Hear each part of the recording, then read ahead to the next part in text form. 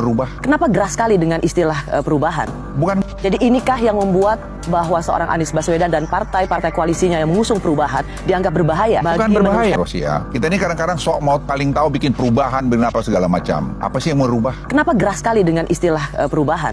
Bukan geras, saya pikir kita ini jangan bohongin bangsa ini gitu loh. Kau, Pak Rosi, saya ini 4,5 tahun, saya ini orang yang cepat kerja. Baru jejak dengan pola ini. Kalau kau masuk lagi nanti, ngulangin, kamu mundur 4 tahun nanti. I'm telling you. Jadi inikah yang membuat bahwa seorang Anies Baswedan dan partai-partai koalisinya yang mengusung perubahan dianggap berbahaya? Bukan berbahaya. Ketika kita dengar kata perubahan, maka ini bukan sekedar perubahan pemimpinnya. Perubahan ini kita berbicara tentang kondisi masyarakat. Yang tadi sudah disampaikan, kondisi keluarga. Kita akan masuk pada pertanyaan sederhana. Apakah kebutuhan pokok hari ini harganya murah atau mahal? Murah atau mahal? Mau diteruskan mahalnya atau dirubah? Nah, itulah perubahan. Kita bicara lapangan pekerjaan. Kita punya banyak pekerja tapi kurang pekerjaan. Di negeri lain banyak pekerjaan, kekurangan pekerja. Pertanyaan, apakah sulitnya lapangan pekerjaan mau dilanjutkan atau mau diubah? Dilanjutkan atau diubah? Itulah perubahan. Begitu juga dengan pendidikan. Pendidikan berkualitas hingga tuntas. Yang PR-nya masih banyak. Kita lakukan perubahan di situ. Sama dengan kesehatan yang tadi persis diceritakan. Betapa banyaknya rakyat kita ketika mengalami sakit datang ke rumah sakit bukan jadi sembuh tapi jadi miskin. Yang diperlukan datang ke rumah sakit pulang sembuh, bukan pulang menjadi miskin. PR-PR inilah yang nanti kita ingin bereskan sama-sama. Ini, kalau duduk maka kita semua setara, bisa saling pandang, tidak ada pandangan yang terganggu. Setuju? Itu namanya adil. Kita ingin adil. Yuk. Silakan, panitia bantu ingatkan yang berdiri supaya duduk aja.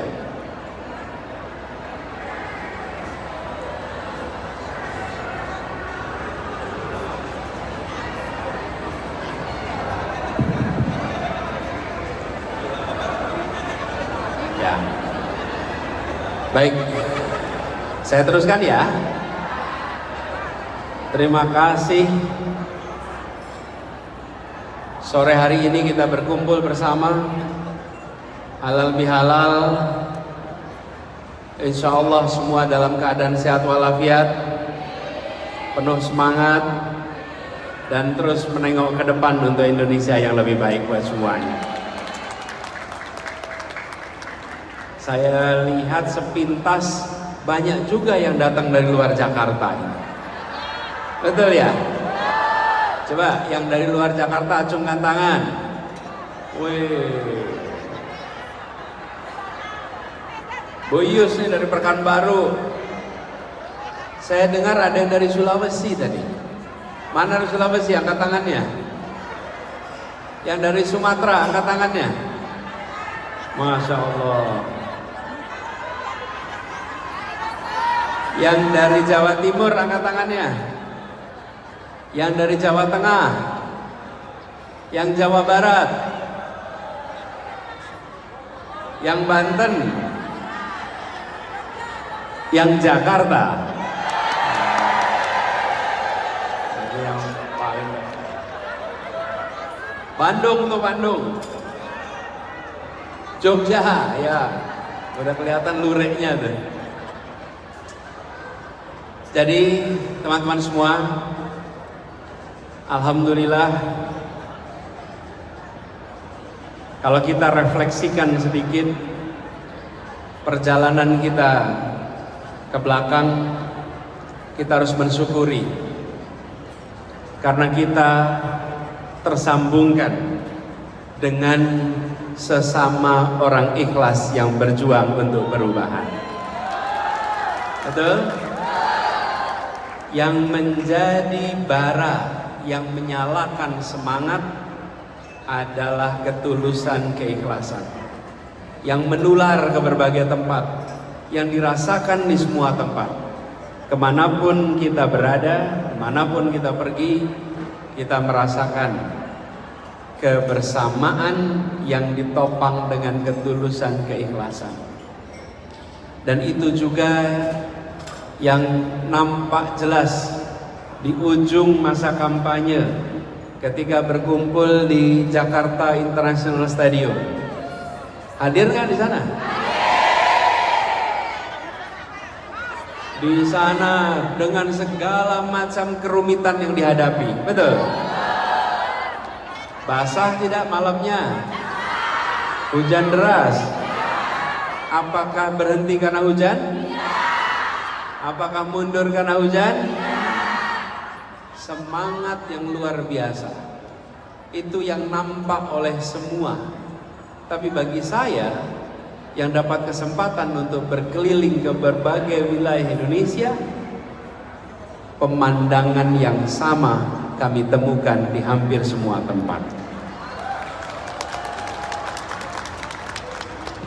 Bapak Ibu tahu nggak, setelah selesai acara JIS, panitianya terima banyak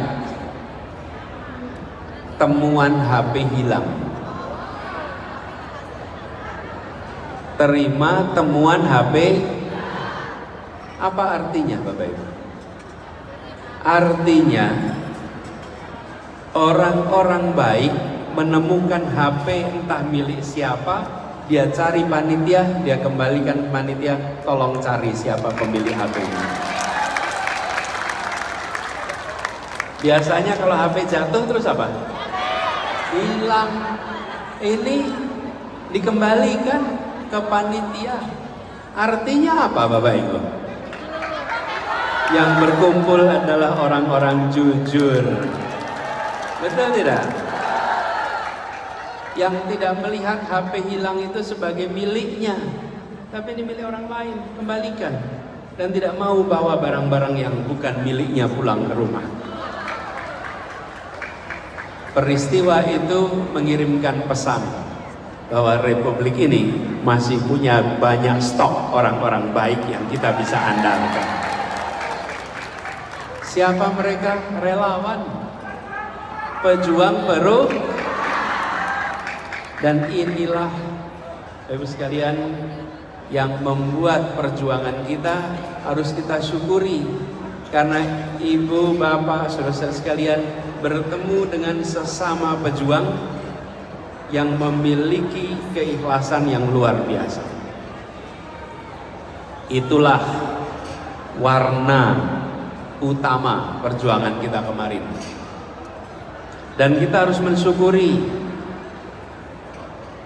baik Ibu Bapak semuanya, bahwa perjalanan kemarin kita mendapatkan kesempatan karena ada partai-partai yang memilih untuk mengusung. Tanpa ada partai pengusung, tidak ada gerakan perubahan seperti kemarin. Betul tidak? Karena itu saya minta kepada semua, hormati dan hargai, karena itu adalah sebuah sikap yang membuat mereka mendapatkan ujian, terpaan sepanjang masa kampanye. Jangan itu dilupakan. Tanpa itu kita tidak bisa berkampanye, Bapak Ibu sekalian. Betul tidak?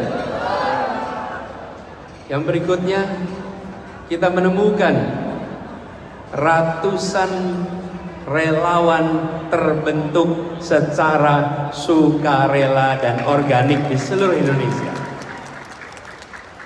Pada mereka semua yang tumbuh secara organik, kita andalkan kerja-kerja menjangkau semua. Yang hadir di sini, adakah yang bayaran? Yang bekerja keliling, adakah yang karena imbalan? Semua karena niat ingin melakukan